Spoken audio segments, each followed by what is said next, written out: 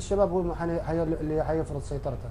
لكن العكس تماما، كان الشوط متوازن تماما بين فريق الاتحاد والشباب.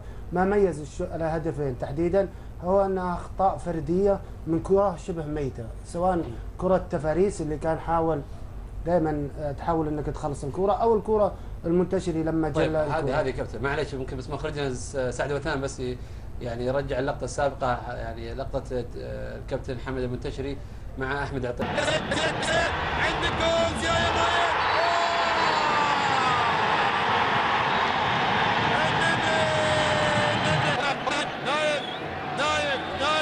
نايف بالزين.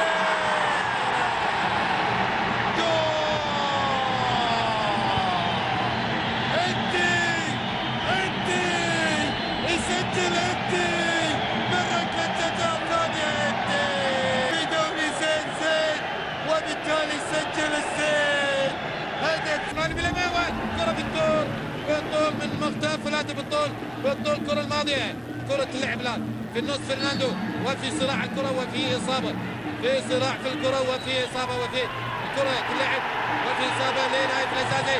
هنا تسديد على المرمى، لكن كرة جول، كرة جول. الله، مختار فلاتة، مختار. اعتقد اشحالاته في الكرة اللي ارتدت، هذه الكرة سقوط لنايف الأساسي ووقوف لاعبي الاتحاد في هذه الكرة، ولكن هنا التسديدة القوية، وهنا حارس المرمى ارتدت من الكرة.